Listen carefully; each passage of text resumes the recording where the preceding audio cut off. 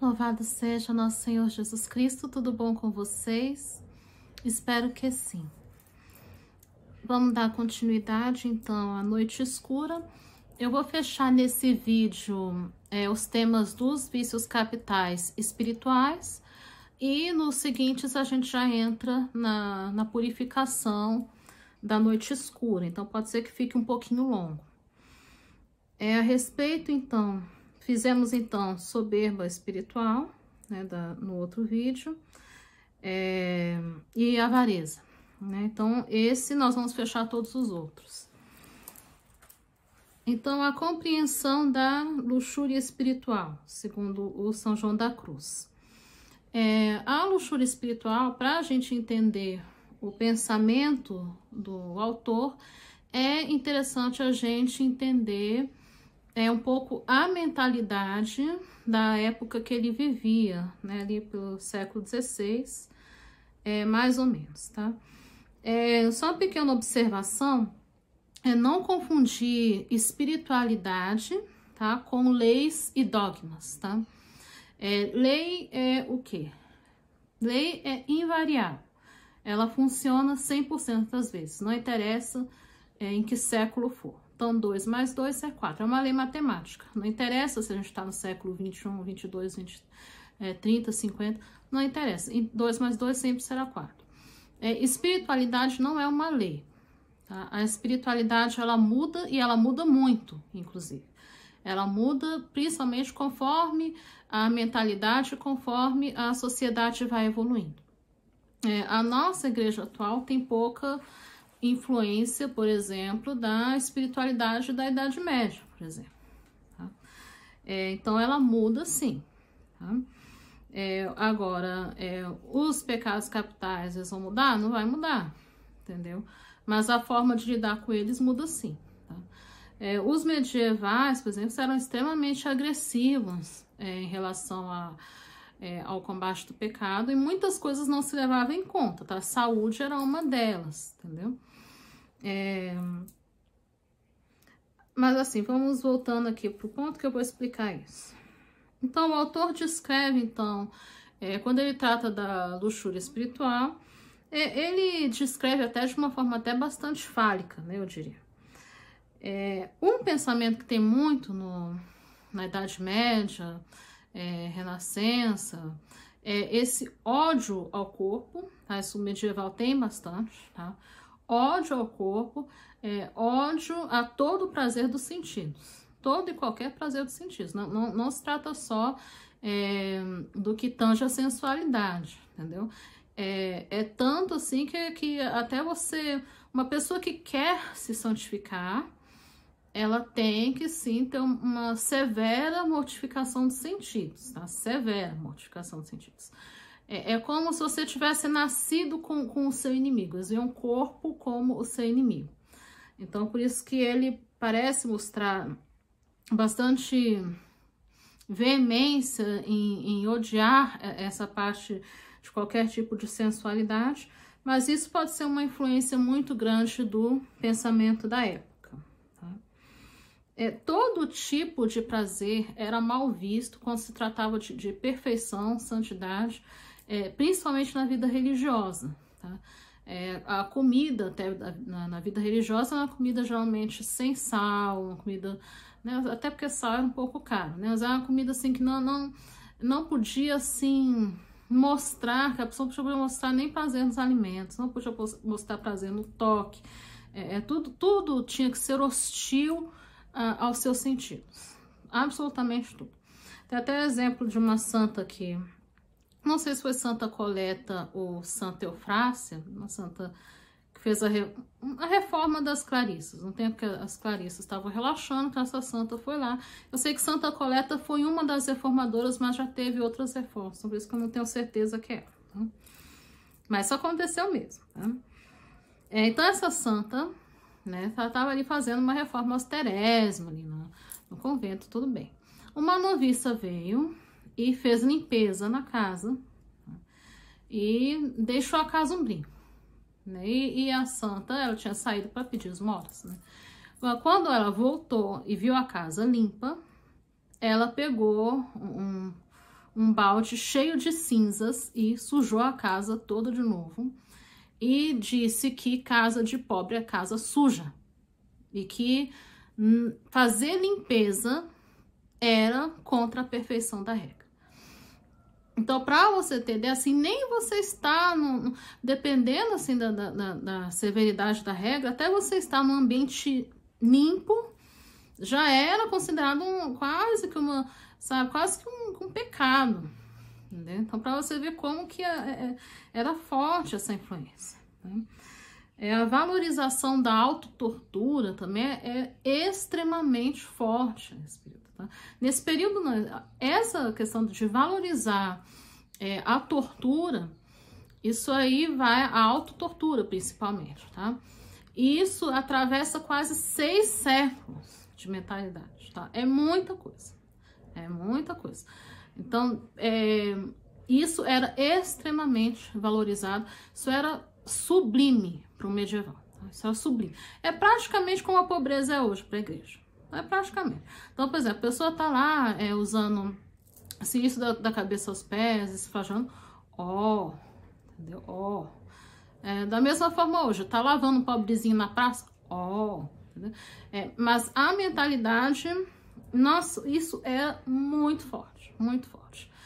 Não tinha problema, se você quisesse ultrapassar seu tempo livre fazendo penitência, não tinha problema nenhum, isso é uma coisa extremamente saudável, salutar, importante, digno e a ponto até mesmo de abafar a virtude, tá? Quem que começa a questionar isso? Por exemplo, São João da Cruz e Santa Teresa questionavam isso, tá? Mas eles questionavam o excesso, ainda não se falava em não fazer, tá? Eles questionavam o excesso, assim, uma pessoa vai morrer fazendo penitência, né? E alguns morriam mesmo, Santa Catarina de Sena e Santa Rosa de Lima, elas morreram no processo de penitência, essa que é a verdade. Mas isso era extremamente bem visto, tá? Era visto assim, quase como um sacrifício, uma alma puríssima, essas coisas assim, tá? Mas pra gente ver, isso era muito, muito, muito forte, tá? Muito forte. Ninguém era respeitado, assim, no sentido de vida religiosa, se não praticasse uma autotortura, de preferência prolongada, tá? A única exceção seria se a pessoa fosse doente, entendeu? Doença era a única exceção, no resto, isso foi um pensamento muito forte, tá? Então, por isso que essa questão da pessoa até estar em paz, numa casa limpa, já era mal visto, tá? Uma certa perseguição da felicidade terrena. Não pode ter felicidade nenhuma. Você pegou um docinho, larga aí, vai pro inferno. Também botavam muito medo nas coisas, nas pessoas, tá? Isso também tinha muito naquele tempo, tá? Claro que havia pessoas que questionavam, sempre há, mas não eram ouvidos, porque 6 séculos, 600 anos, quase mais de meio milênio de mentalidade, não vai ser 2 ou 3, 4 ou 5 que vai mudar isso, né? Então, claro, tem São Francisco de Sales, né, que tinha toda uma vida, inclusive ele criou a visitação para acolher religiosos que não davam conta de fazer penitências tão extremas, né? Mas até serem ouvidos, isso aí levou uns 200 anos para começar a fazer sentido, para começar a ser ouvido. Essa mentalidade era extremamente forte, tá? O que é interessante é que aqui o demônio ele só aparece como antagonista nesse vício. Nos outros parece que nem tanto. Então, para a gente ver como que a influência da espiritualidade faz ele ter um temor gigante disso.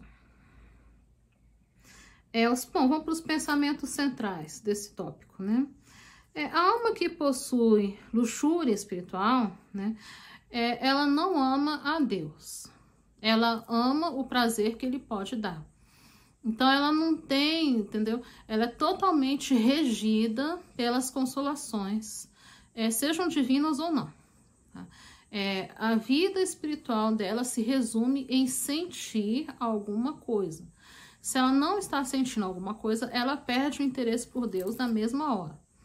Não tô sentindo nada, então eu vou cuidar do cachorro, não vou rezar, tá? Mais ou menos nesse patamar, tá? Então,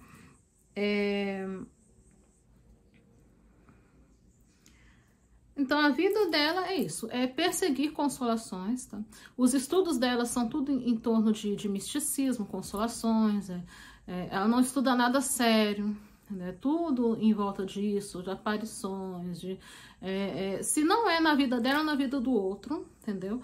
Mas ela tem que estar sempre sendo nutrida por alguma tensão mística, algo tem que estar acontecendo, sabe? Ela é toda voltada para isso.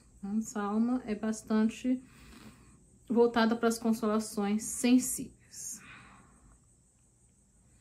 Então, esse tipo de característica que se vê é luxúria espiritual, é sensualidade espiritual. Ela só se move se tiver algum tipo de prazer. Não tem, chegou a hora da aprovação, a vida espiritual trava. Não é capaz de nada. Por isso que isso é uma luxúria. Ela está sempre movida pelo prazer espiritual, sempre, 100% das vezes. Tá?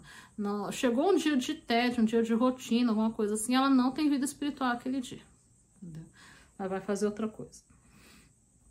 Então, a alma, que é muito apegada ao prazer espiritual, ela não vive de fé. Ela tem que estar vendo todo dia, tem que estar sendo alimentada por sinais, por consolações, por visões, por êxtases. Não aconteceu nada, entra em crise. Então, é só uma imperfeição. Ela nunca vai se santificar dessa forma. Não só ela nunca vai se santificar, como ela nunca vai amadurecer, porque é como a criança que fica sempre no seio da mãe. A mãe quer descer, a criança é a mesma coisa, com Deus. É a mesma coisa. Então, ela nunca aprende a andar, ela nunca consegue. Então, por isso que a noite escura é necessária para essa alma. Tá? Ela é sempre incapaz de agir e de praticar a virtude se não for estimulada. Então, tudo lhe custa. Assim, até as coisas mais simples. Por exemplo, ajuda a irmã ali a andar, aquela velhinha ali, a atravessar a rua. Sabe, se não tiver, se você tiver, eu vou contar aqui alguma coisa bem legal de espiritual para você. Aí ela vai. Ela tem que estar sempre sendo estimulada, tá? Ela não faz nada sozinha. E infantilidade espiritual. Né? O infantil espiritual, ele não consegue ser sozinho. Entendeu? Não tem a babá ali, entendeu? Com o chucalinho, estimulando, não dá um passo para frente. Tá? A maioria das pessoas que eu vi que tinham essa imperfeição, curiosamente, eram provenientes da renovação carismática. Tá? Acho que é porque a renovação carismática, ela estimula demais o sentir. Então, o que acontece? Se não sentir, porque se você fica e sinta, e não sei o que tem que sentir, a mensagem que passa por inconsciente se eu não sentir, nada está acontecendo. Tá? Então, todas as pessoas que eu conheci que tinham isso eram provenientes da renovação carismática. Tá? Eu não conheci nenhum conservador que tinha isso. Não quero dizer que o conservador não tenha luxúria espiritual, tá? Mas assim, a maioria dos que eu conheci eram provenientes da renovação. Então, tenham cuidado os que são praticantes para não desviarem para esse lado de sensualidade espiritual. Quando a alma está ordenada, a alma que tem isso está ordenada, ela tem como objetivo apenas a Deus, mesmo sem consolação alguma. Vou a Deus e quero encontrar a Deus, não interessa eu passar 50 anos sem consolação, eu quero ver a Deus, eu quero a Deus. Quero que Santa Teresa também fazia, falava. Essa alma ama a Deus por Ele mesmo, entendeu? E não pelo que Ele pode dar. Então, hoje eu tenho consolação, que bom. Hoje não tem, que bom também, pratico a fé. Mas tem uma semana, que bom também, é pro meu bem. Então, ela ama a Deus por Ele mesmo, busca a Deus por Ele mesmo, e não fica ansiosa pela consolação e nem ansiosa tanto para consolação e nem ansiosa para cruz. Ela é equilibrada, porque tem pessoas que não, vou sofrer bastante aqui, porque aí já vai adiantar logo e tudo. Não, ela não tem ansiedade, tá? Ela aceita o que Deus entrega para ela. Ela deseja a evolução, ela deseja evoluir. A ira espiritual, ela está muito associada com a soberba, que foi falada no vídeo passado, tá? Então, a ira espiritual, o São João da Cruz apenas acrescentou poucas coisas, tá? Ele não desenvolveu muito. E no que ele acrescentou foi das almas que se irritam quando o tempo de oração acaba ou é interrompido. O autor ele não vê isso como um pecado, assim, mas ele diz que pode ser uma característica, tá? Então, claro, é um pouco chato, porque raramente a pessoa te interrompe quando você está trabalhando. Mas quando está rezando é como se você não estivesse fazendo nada importante. Então, é um pouco irritante. Sim, você está fazendo algo importante.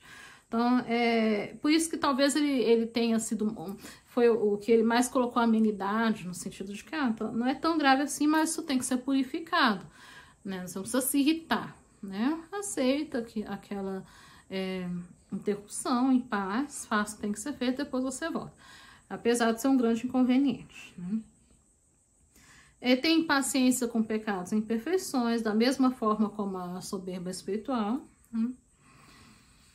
E tem também algo que na vida religiosa tem bastante, que é o que a gente chama de zelo indiscreto, né? Aquela pessoa que repreende com muita amargura, repreende qualquer coisinha, sabe? A pessoa, sei lá, tossiu, está faltando com silêncio, sabe? Que a pessoa, sabe? Qualquer coisinha fica, tudo é falta para ela, tá? Então isso é também ira espiritual. A ira não necessariamente ela vai se mostrar com agressividade, entendeu? É falta de paciência para o que é relativo ao espiritual. Ela quer muito resultado em pouco tempo. Então, é aquela coisa... Isso eu vejo muito nos jovens de hoje também. Eu vou testar isso aqui, né? Em um mês, isso aqui tem que estar dando resultado. Não deu resultado é porque isso aqui, a ferramenta não funciona. O que é um mês, meu Deus do céu? Entendeu? O ideal seria, eu vou experimentar por um ano. Se isso aqui não funcionar, eu tenho algo a dizer. Um mês é nada. Entendeu? Ou seja, para a mentalidade dos jovens de hoje, um mês já tem que estar acontecendo alguma coisa. Aquela ferramenta já tem que estar funcionando. Ou seja, você força a situação no seu tempo. Entendeu? Você não aceita aquilo no tempo. Então, ele plantou uma árvore hoje, entendeu? Plantou ali uma sementinha de abacate, não deu um abacateiro. Em um mês, é porque não é um abacateiro, entendeu? Então, não é bem assim que funciona. As coisas levam seu tempo. As coisas levam seu tempo. Uma mãe, ela concebeu um filho. Mas eu quero viajar, eu quero que ele nasça amanhã. Não tem como. Tem que esperar o tempo. Tudo tem que esperar o tempo. Não é porque... não chegou no tempo que você queria, que aquilo não foi plantado, que aquilo não foi germinado por Deus, entendeu? Mas a alma que tem ira espiritual tem paciência para tudo, e inclusive para as coisas espirituais, para a santificação, entendeu? Então isso também é o que tem que ser purificado. Ele é muito revoltado com o tempo de Deus, tá? E isso é para qualquer coisa. A alma que caminha bem em relação a isso é uma alma paciente, tá? Mesmo em tudo que ele falou, é uma alma paciente, tá? Ela é paciente. O que é interessante é que a paciência em outras espiritualidades, como até a espiritualidade de Santa Catarina de Sena, é a virtude mais importante, tá?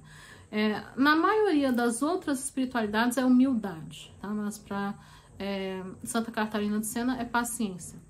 Então a paciência, ela não é muito elogiada, se a gente for parar para pensar, tá? Mas ela realmente é uma grande virtude. Pode, como diz Santa Teresa, a paciência tudo alcança. Não é algo alcança, é tudo, né? Então, é interessante a gente contemplar nesse sentido também da união com Deus, né? A gula espiritual. Na gula espiritual, semelhante à avareza espiritual, no sentido que o avarento, ele quer as coisas para reter. O guloso, ele quer absorver uma grande variedade de coisas e não dá conta. Quer muita coisa. Então, tudo nele é em excesso, tá? A penitência em excesso, a leitura em excesso, a oração em excesso, a busca da consolação em excesso, a busca por si mesmo é em excesso. ele é totalmente desequilibrado. Então, por exemplo, ele quer uma gama de conhecimentos, ele não tem aquela coisa de vou me aprofundar nessa espiritualidade, vou estudar, né? Não. Ele quer estudar, ser bom na espiritualidade franciscana, carmelita, dominicana, jesuíta, ele quer tudo de uma vez, entendeu? Ele não tem aquela... o grande problema da alma que tem gula espiritual é que ela não tem foco. Ela quer tudo de uma vez e acaba que não absorve nada, né? Uma coisa que eles fazem muito é manipular a regra, tá? Manipular as regras, todas as leis e tudo conforme o seu benefício, tá? Para o seu benefício. É um tipo de gula, uma forma de querer até o direito de uma determinada coisa, de querer aquilo para ele. Entendeu? Eu não quero o direito para aquela pessoa. O direito canônico é para mim, é para o meu interesse. Aqui o catecismo é para o meu interesse. Ele engole tudo, né? Então, a gula também vai nessa manipulação de regra. Tá? Se for eremita, talvez vai ser um caso de dificuldade de seguir horários, de seguir ali o que ele estipulou para si mesmo. A gula pode ser de tempo também. Tá? Guloso de tempo, ele quer o tempo 100% para si. Isso também pode ser uma forma interessante, né? Só importa o meu trabalho, o que eu tô fazendo, as minhas coisas, o meu mundo, sabe? Ele não divide o tempo com o outro. Isso também é um tipo de gula, né? Busca muito a si mesmo, as coisas. Uma tentação grande de quem tem gula espiritual é experimentar diversos tipos de carismas diferentes. Então, ele entra em diversos conventos, um não tem nada a ver com o outro, né? Por exemplo, não, eu gosto do beneditino. Às vezes pode até ser, durante a vida, quando pessoas têm ali 2 carismas predominantes, tá? Mas não é o caso do guloso. O guloso é vida ativa, é vida contemplativa, é vida missionária, é vida não sei o quê, e voltou para contemplativa. É uma variedade imensa de carismas que ele quer experimentar. Mas é gula. Ele quer conhecer, eu quero saber o que está por trás disso aí. Entra. Aí sai, não, agora eu quero... Ele vai para uma outra que não tem nada a ver com aquilo. Isso tem muito também, é um tipo de gula espiritual, tá?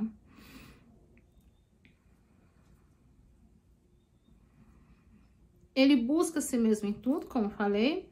Ele também é muito frouxo, né? Então, ele não gosta muito de cruz, né? Então, tudo tem que ser uma via de facilidades. Até porque a pessoa que tem muita gula, naturalmente, ela é uma pessoa que está vinculada a um tipo de prazer. Por isso que muitos associam gula e luxúria, por exemplo, né? Porque a gula, ela está associada ao que é um prazer da alimentação, né? Então, ele quer para si tudo aquilo, querer tudo para si. Então, quem quer tudo para si, quando chega uma hora de rotina, dificuldade, né, não sei o que, não, mas isso eu não quero.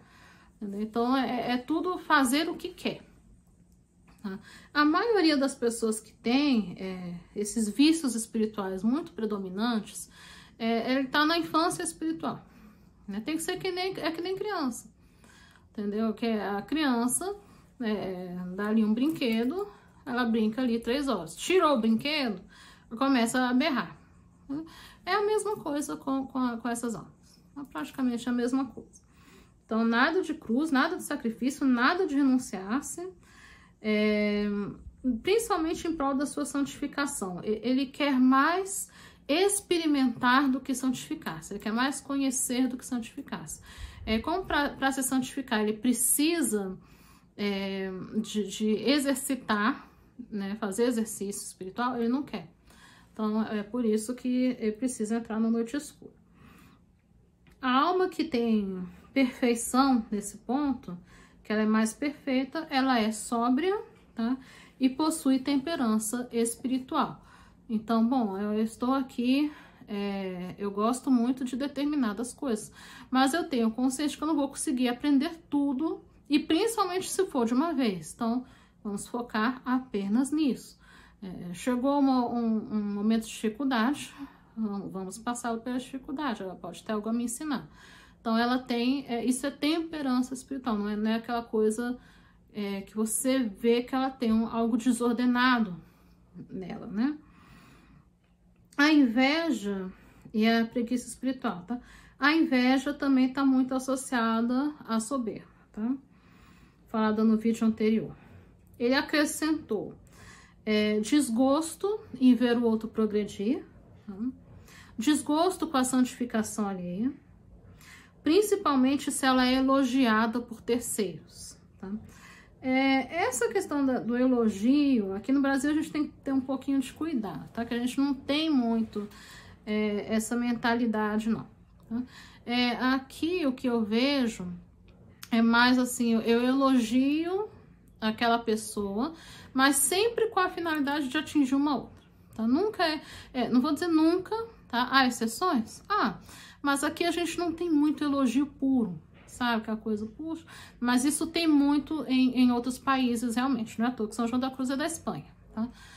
Tem muito em outros países, mas aqui no Brasil não. Aqui, na maioria das vezes, você faz um elogio sempre com o objetivo de atingir uma outra pessoa que aquela pessoa nem sabe que existe, tá? Então, aqui você pode ficar um pouquinho pé atrás, tá, em relação ao elogio. A gente não tem essa mentalidade, não é da nossa cultura, tá? A preguiça, a preguiça, eu acho que ela é bastante óbvia também, né? Ela tem tédio a tudo que é espiritual. Isso aqui tem bastante também, principalmente nos jovens, né? Quer ir na missa, né? Aquela coisa assim. Claro que existe também, é natural que os pais querem levar muitos filhos para aquela igreja que está mais perto. E às vezes não é uma igreja, às vezes é bom levar em outras, né? Para conhecer. Às vezes uma missa que é mais apropriada para os jovens, ou que é mais apropriada para a vida consagrada, ou que é mais apropriada. Talvez o que faz levar esse tédio é justamente ficar empurrando a pessoa para um lugar que não é dela, que não é errado. Sabe, que ela se sente fora e fica forçando, que tá mais pertinho, que tá mais prático, que fica... Então, os pais também poderiam ajudar, benfeitores também poderiam ajudar. Se tem freira que não gosta de ir na missa, não é porque ela não gosta de ir na missa, é porque, na maioria das vezes, o padre só fala de sexo, ele só fala de política, ele só fala de besteira, ele só fala de televisão, ele nunca fala de tudo, menos de Deus. Entendeu? Então não é porque ela não gosta de uma missa, leva pra missa como pra um padre fervoroso que ela vai gostar, entendeu? Mas tirando esses aspectos, por exemplo, vamos rezar o terço, vamos fazer uma oração, vamos fazer uma leitura, assim, tudo que é relativo à vocação, à parte espiritual, ela tem preguiça. Ela tem um tédio, pra quê? Pra que rezar? Pra que não sei o quê? Pra que... E tem na vida religiosa, tem. Tá? É hora de trabalho, ela é um trator. Chegou a hora pra rezar, bateu o sino. Tudo que é relativo à espiritual tem muita preguiça. Tá? Isso eu já vi em religiosas também. Tá? Não tem, falta... Segundo São João da Cruz, ele acha que é falta de consolações espirituais, que deixa a pessoa assim, tá? Eu acho que não. Eu acho que ela... Tem gente que é seca, assim, que não tem devoção, tem, sabe? Não tem inclinação por espiritual. Então, essa pessoa tem que trabalhar um pouco mais, tem que fomentar um pouco mais. Tem que entender que não só de pão vive o homem. Ela tem que entender que o espiritual é que vai mantê-la de pé. Mas isso que é bem real. Tá? A preguiça espiritual, ela é bem real. Ela se entristece com a vontade de Deus. Né? Então, ela só quer... É do meu interesse? Ela devora aquilo ali. Não é do meu interesse? Tudo é assim. É que nem criança. Eles não gostam de fazer o que é necessário se não tiver vontade. Então, mesmo se for uma coisa assim... ele não tem a sensibilidade espiritual, sabe? Então, morreu aqui um benfeitor nosso. Agora toda a comunidade vai se juntar para rezar o ofício. Pra quê? Eu quero cuidar do cachorro, quero ficar rezando. É desse jeito, tá? Ela é muito hostil ao espiritual. Eu acho que essa alma aqui, de todas, é a que vai ser mais desafiador de purificar. Porque ela não tem vontade de evoluir espiritualmente, tá? Então, realmente, essa que seria muito desafiador. Claro que para Deus nada é impossível, mas essa alma vai ter que trabalhar um pouco mais que as outras para poder fomentar a vontade. Ela tem que rezar para Deus afervorar o seu coração. Tá? É muito fria com Deus, muito fria, mas é só porque é relativo. Nem todo preguiçoso espiritual é um preguiçoso temporal. Às vezes ele trabalha, ele é um trator na comunidade, entendeu? E a maioria das pessoas que tem preguiça espiritual pede para os superiores para enforcar as horas de oração. E a maioria dos superiores deixa, porque é em prol da comunidade, né? Deixa ele, é o ritmo dele, tá? Mas é errado, tá? É errado, mas os superiores deixam porque, como é para a comunidade, é do interesse da comunidade, então ela não faz oração nunca. Eu já vi irmãs que ficam anos e anos sem fazer oração, e com licença da madre. Não faz porque, né?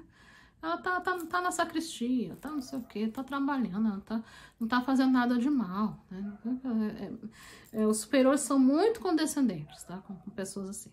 Mas essa preguiça é interessante colocar, né? Não é uma falta de interesse em trabalhar. É falta de interesse com o trabalho espiritual e com a vida espiritual. Para isso ela tem preguiça extrema.